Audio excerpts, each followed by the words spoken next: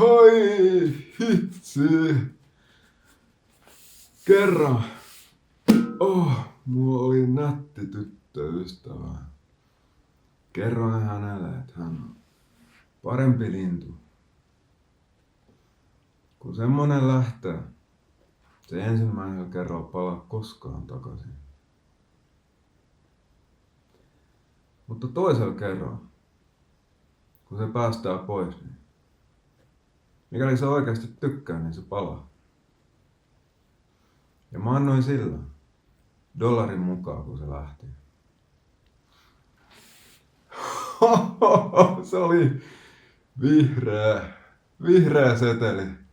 Se oli mun kaikkeni.